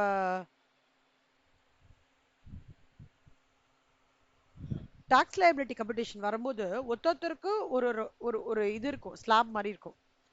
அப்போ ஒரு கேபிட்டல் அசட்ஸை நான் ஒரு ஃபேர்முக்கு ட்ரான்ஸ்ஃபர் பண்றேன், இல்ல அசோசியேஷன் ஆஃப் பர்சன்ஸ்க்கு ட்ரான்ஸ்ஃபர் பண்றேன், இல்ல பாடி ஆஃப் இண்டிவிஜுவல்ஸ்க்கு ட்ரான்ஸ்ஃபர் பண்றேன். ஓகேவா? அவர் என்னதான் கம்பெனிக்காக கேபிட்டல் கான்ட்ரிபியூட் பண்றாரு பண்ணியிருக்காரு அப்படின்றது போது அந்த பார்ட்னர் ஏதாவது கேபிட்டல் அசட்டை ஃபேர்முக்கு ஒரு மெம்பர், ஒரு எக்ஸிஸ்டிங் நியூ மெம்பர், ஒரு இண்டிவிஜுவல் இவங்களுக்கெல்லாம் ஏதாவது ட்ரான்ஸ்ஃபர் பண்ணியிருக்காங்கன்னா கேபிட்டல் அசட், அப்போ என்ன பண்ணுவாங்கன்னா காஸ்ட் ஆஃப் அக்வசிஷன்ல ஆஸ் யூஷுவல் கண்ணா, அதுல எந்த விதமான வேறுபாடும் இல்லை. சேல் கன்சிடரேஷன் எப்படி நடக்கும்னா, புக்ஸ் ஆஃப் அக்கௌண்ட்ஸ்ல அந்த அமௌண்ட் என்ன அமௌண்ட்டுக்கு ரெக்கார்ட் ஆயிருக்கோ அதை தான் சேல் கன்சிடரேஷனா பண்ணுவாங்க. இண்டெக்ஸேஷன் பெனிஃபிட் ஒரே மாதிரி, காஸ்ட் ஆஃப் அக்வசிஷன் ஒரே மாதிரி, டாக்ஸபிலிட்டி இந்த இயர் ஆஃப் ட்ரான்ஸ்ஃபர் அதெல்லாம் ஒரே மாதிரி. பட் சேல் கன்சிடரேஷன் மட்டும் நல்லா ஞாபகம் வச்சுக்கோங்க, amount recorded in the books of accounts. நார்மலா நம்ம என்ன பண்ணுவோம் மற்றதுக்கெல்லாம், fair market value of the asset வந்து வுட் பி ரிலவெண்ட் இல்ல, ஃபார் சேல் கன்சிடரேஷன். இப்போ இங்க கூட பாத்தீங்கன்னா சேல் கன்சிடரேஷனுக்கு ஃபேர் மார்க்கெட் வேல்யூ அந்த டேட் ஆஃப் கன்வர்ஷன் கொடுக்குறாங்க. ஆனா நல்ல ஞாபகம் வச்சுக்கோங்க, எப்போ ஒரு அசர்ட் கேபிட்டல் அசர்ட் ட்ரான்ஸ்ஃபர் பண்றேன், அதன் மூலமா எனக்கு ஒரு கேபிட்டல் கெயின் வருது, by a partner or member to a firm or association of persons or body of individuals as capital contribution என்ன நடந்தாலுமே அவங்களுக்கு மட்டும் சேல் கன்சிடரேஷன் ஃபர்மோட புக்ஸ்லயும் ஏஓபி புக்ஸ்லயும் பாடி ஆஃப் இண்டிவிஜுவல் புக்ஸ்லயும் என்ன அமௌண்ட் ரெக்கார்ட் ஆயிருக்கோ அது மட்டும் தான் sale consideration. Fair market of the asset is completely irrelevant. கணமா இது வந்து எம்சிக்யூ முக்கியமான பாயிண்ட், ஞாபகம் வச்சுக்கோங்க. எம்சிக்யூ கொஸ்டின்ல முக்கியமான பாயிண்ட்.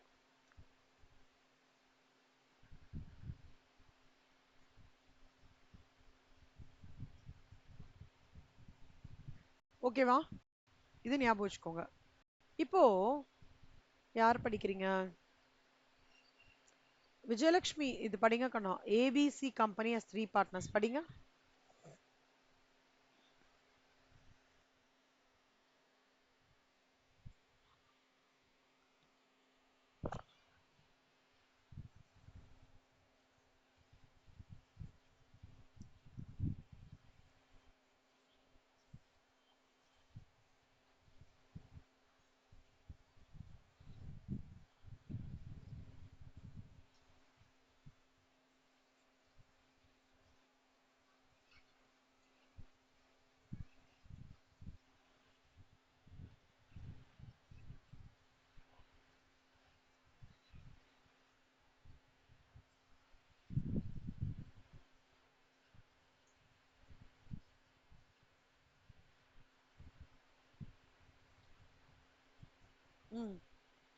ஃபர்ஸ்ட் இந்த மாதிரி ஜுவல்லரி சம்லலாம் முதல்ல நீங்க என்ன பார்க்கணும், இந்த மாதிரி நிறைய அசட் கொடுத்துருந்தோம்னாக்கா ஃபர்ஸ்ட் என்ன பார்க்கணும்னா எது கேபிட்டல் அசட் எது கேபிட்டல் அசட் இல்ல ஃபர்ஸ்ட். ஓகே விஜயலட்சுமி? இந்த மாதிரி ஜுவல்லரி சம்ஸ், அதாவது ஜுவல்லரினா என்னன்னா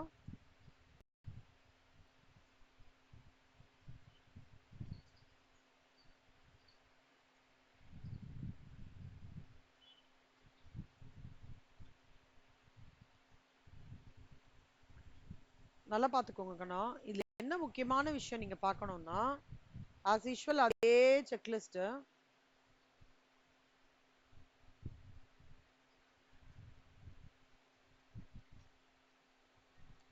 செக்லிஸ்ட்ல எந்த விதமான மாற்றமும் இல்ல.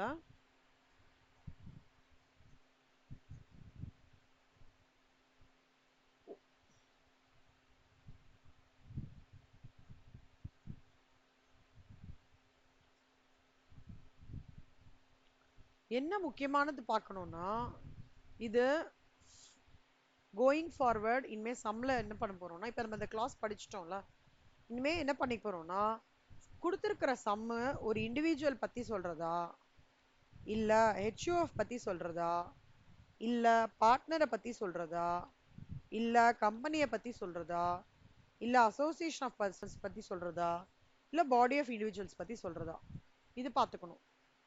ஒருவேளை அந்த சம்முல partner, association of person, body of individuals இருந்ததுன்னா அதோட கிளாஸ் ஆஃப் சேல் கன்சிடரேஷன் என்ன?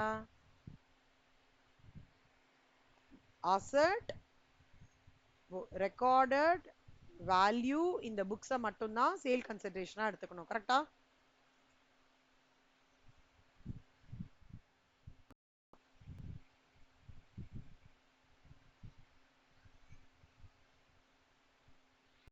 சோ இது பாயிண்ட் 1. சரியா? சேல் கன்சிடரேஷனுக்கு இதுதான் நம்ம எடுத்துக்கணும். Okay right. இப்ப இந்த சம்ம பொறுத்த வரைக்கும் இது என்னது? பார்ட்னர். அப்போ இது பார்ட்னர் சொல்லியிருக்காங்க. இப்போ பார்ட்னர் நான் ஹைலைட் பண்றேன். அப்போ அதோட சேல் கன்சிடரேஷன் என்னவா இருக்கும்? சம்ல மார்க்கெட் வேல்யூ கொடுத்துருக்காங்க. அசர்ட் ரெக்கார்ட் இந்த புக்ஸ் என்ன 1,80,000. ஃபர்ஸ்ட் அசர்ட் இது பார்ட்னர்னு கண்டுபிடிச்ச உடனேவே உங்க மைண்ட் என்ன போகணும்? ஓகே, அப்ப sale கன்சிடரேஷனுக்கு amount recorded in the books of accounts of the firm, association of persons, body of individuals 1,80,000 தான் நம்ம எடுக்கணும் அப்படின்றது மைண்ட் ஃபர்ஸ்ட் ஸ்டெப் போயிடணும். ஓகேவா? இது ஸ்டெப் 1 கண்ணா. எல்லாருக்கும் புரியுறதா? கொஞ்சம் கொஞ்சமா கேபிட்டல் கெயின்ஸோட பாயிண்ட்ஸை கியூமுலேட்டிவா பண்ணிட்டு வரேன்டா. ஓகேவா? So that you don't forget any provisions. சரியா? கேபிட்டல் கெயினை வந்து கியூமுலேட்டிவா நீங்க படிக்க படிக்க படிக்க என்ன ஆகும்னா பாயிண்ட் மிஸ் பண்ண மாட்டீங்க. ஏன்னா இது கிட்டத்தட்ட எல்லாமே கனெக்டடா தான் வரும். ஃபார்மேட் இருக்கு, கனெக்டடா வரும். நம்ம ப்ராஃபிட்ஸ் அண்ட் கெயின்ஸ்ன்றது வேற மாதிரி, அது ஒரு ஒண்ணுமே வேற வேற வேற டைமென்ஷனா இருக்கும். ஒன்று சயின்டிஃபிக் ரிசர்ச்னு சொல்லுவான், திடீர்னு அமார்டைஸ்ட் எக்ஸ்பெண்டிச்சர்னு சொல்லுவாங்க, ப்ரிலிமினரி எக்ஸ்பென்சஸ்ன்னு சொல்லுவாங்க. அந்த மாதிரி அது இது அப்படி கிடையாது, கொஞ்சம் நல்லாவே கனெக்டடாக வரும். அதனால கனெக்டடாக நான் சொல்லித்தரேன் உங்களுக்கு. ஸோ நல்லா ஞாபகம் வச்சுக்கோங்க. ஸோ சேல் கன்சன்ட்ரேஷனோட பிரச்சனை இல்லை. அதுக்கும் பிஃபோர் நீங்கள் என்ன பண்ணணும்னா, அந்த செக்லிஸ்ட்ல முக்கியமானது என்னன்னா, எதெல்லாம் கேபிட்டல் அசர்ட்டு, எதெல்லாம் கேபிட்டல் அசர்ட் இல்லை அப்படின்றத பார்க்கணும். ஓகே? அப்ப இதுல எதெல்லாம் கேபிட்டல் அசர்ட் அப்படின்னு பார்த்தோம்னா, என்னெல்லாம் சொல்லியிருக்காங்க அவங்க? இவன் வரான், அவன் வரான், ஓகே. இவன் வந்து ஃபர்னிச்சர் எடுத்துட்டு வரான். ஃபர்னிச்சர் வந்து கேபிட்டல் அசர்ட்டா? கேபிட்டல் அசர்ட் கிடையாது. அப்போ அது வந்து லாங் டேர்ம் கெயின் லயபிலிட்டியா? கிடையாது. அப்போ நம்ம ஃபர்னிச்சர் பத்தி கவலைப்பட வேணாம். அடுத்தது ஜுவல்லரி எடுத்துட்டு வரான். ஜுவல்லரி கேபிட்டல் அசர்ட்டா? எஸ். அப்போ it is liable to capital gain. அப்போ அதை நம்ம பர்வியூல எடுத்துட்டு வரணும். ஸோ எந்த அசட்டை பர்வியூல எடுத்துட்டு வரணும் கால்குலேஷனுக்கு, எந்த அசட் பர்வியூல எடுத்துட்டு வரக்கூடாதுன்றது நம்ம தான் அசஸ் பண்ணிக்கிறோம். Furniture no, jewellery yes. புரியுறதா? எல்லாருக்கும் புரியுறதா? Very good. அப்போ நல்லா பார்த்துக்கோங்க கண்ணா. எக்ஸ்பென்சஸ் ஆன் டிரான்ஸ்ஃபர் வந்து நில்லு. ஸோ நெட் சேல் கன்சன்ட்ரேஷன் வந்து 1,80,000. ஸோ காஸ்ட் ஆஃப் அக்வசிஷன் என்ன இந்த சம்ல? எவ்வளோ ரூபாய்க்கு டி அக்வயரா பண்றான்? 45,000 பண்றோம். கரெக்டா?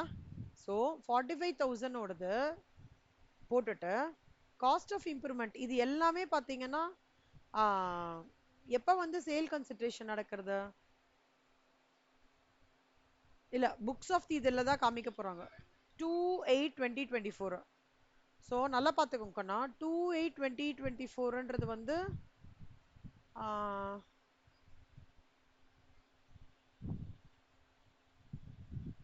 ஓகே. ஜுவல்லரிக்கு வந்து நம்ம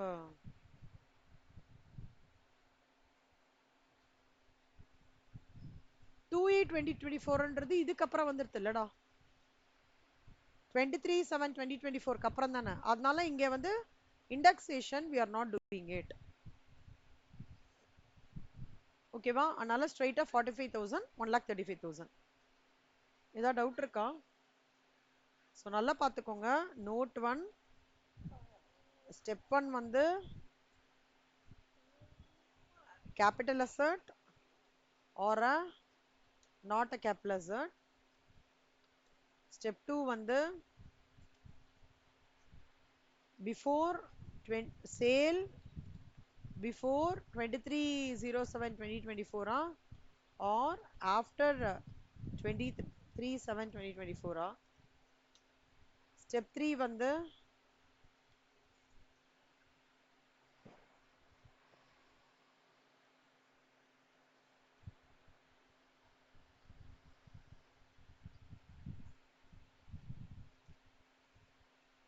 சேல் கன்சிடரேஷன் ஃபார் அ ஃபர்ம்னு வரும்போது எது எடுக்கணும்? அசர்ட் வேல்யூ ரெக்கார்டட் இந்த புக்ஸ் தான் எடுக்கணும். மற்றபடி எல்லாமே சேம் கண்ணா. இதுல ஏதாவது டவுட் இருக்காடா யாருக்காவது? ஆயிஷா, அக்ஷயா, மித்ரா, அஸ்வினி, வஷிதா, ஸ்ரேயா, விஜயலக்ஷ்மி, சொல்லுங்க கண்ணா.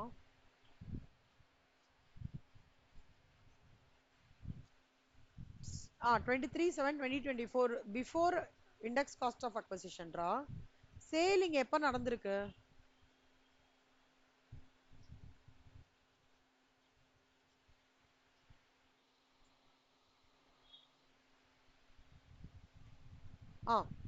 ஓகே.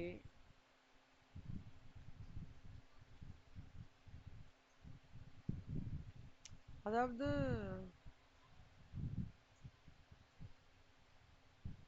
இல்ல சொல்லலாம் பர்ச்சேஸே 28. சாரிடா கண்ணா, கரெக்ட். பர்ச்சேஸே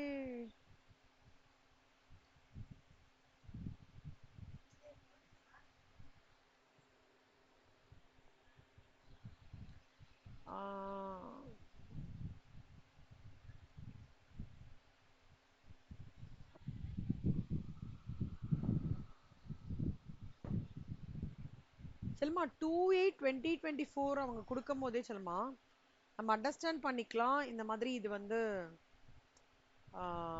என்ன சொல்றது,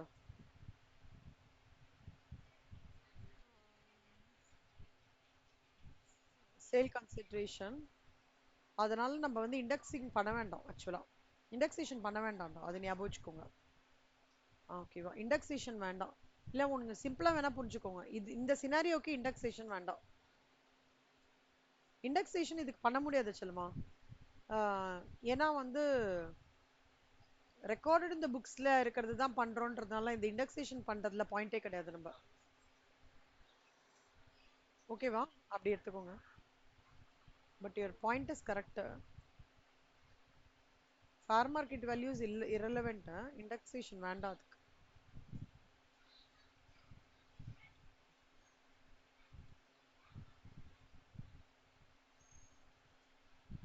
இல்ல இண்டெக்ஸேஷன் வேண்டாம்.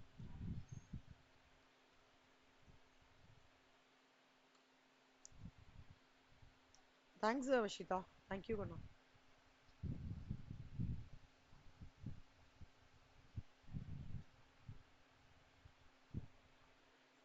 ஓகே.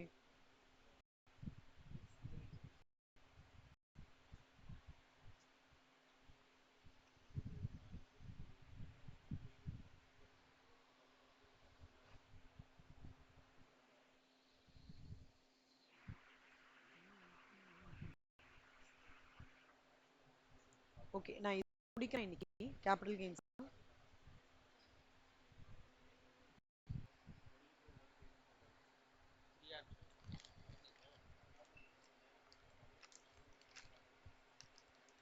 தேங்க்ஸ் பா. செல்மா இது வரைக்கும் யாருக்காவது புரியலையாடா? ஏதாவது doubt இருக்கா? இந்த பாட்டு இன்னைக்கு எங்கேருந்து எடுத்தோம்?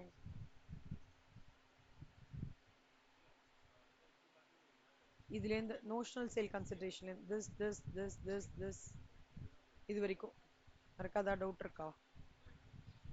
28 வரைக்கும் ஹோம்ஒர்க் போட்டுறீங்களா?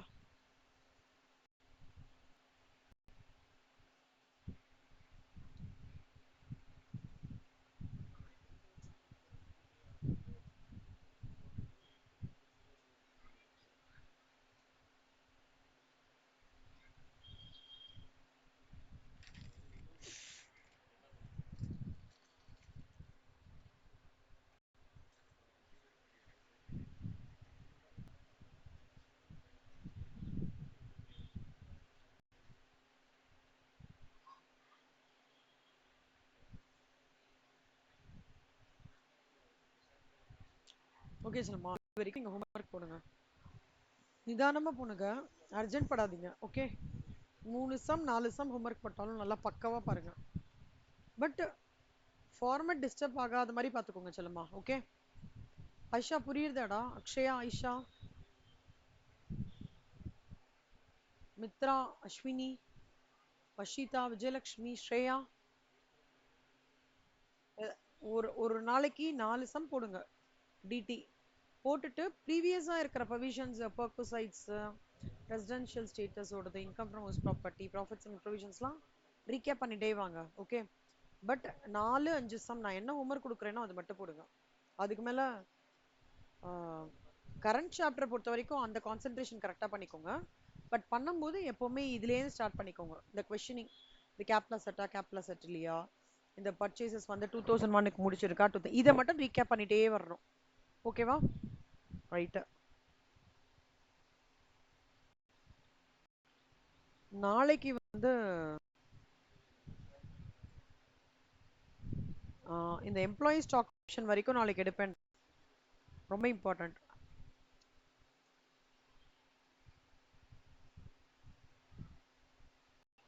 இது. ரொம்ப இந்த இல்லஸ்ட்ரேஷன் 101 ரொம்ப இம்பார்ட்டன்ட் கண்ணா. மித்ரா ஞாபகம் இருக்கா மித்ரா? ஈசாப்பு, அஷிதா, எல்லாத்துலயுமே ஈசாப் ரொம்ப இம்பார்ட்டன்ட். ஓகே, அது வரைக்கும் நாளைக்கு எடுத்து.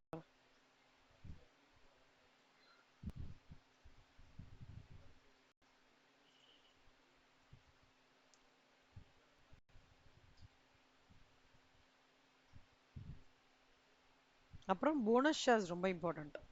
ஓகே, நான் எல்லாமே எடுக்கிறேன். எடுத்துட்டு நான் என்ன பண்றேன்னா, இப்போ இந்த மாதிரி சினாரியோ வந்ததுன்னா, ஓகே, உங்களுக்கு வந்து இந்த மாதிரி பார்க்கணும் அப்படின்றது ஒரு குட்டி எக்ஸல் ஃபைல்ல போட்டு கொடுக்குறேன்.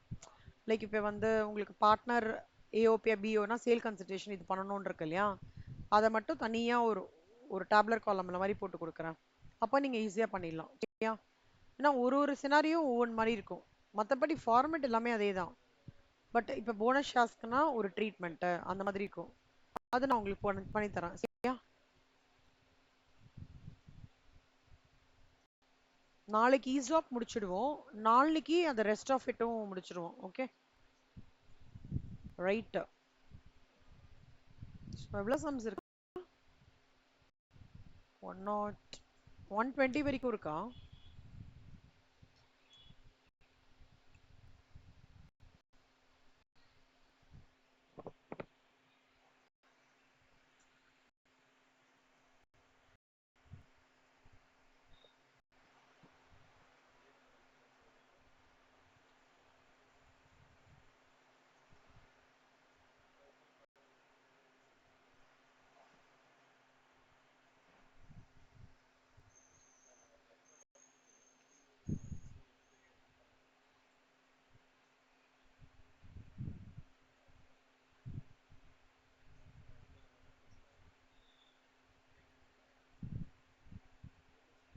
Okay 114 sums.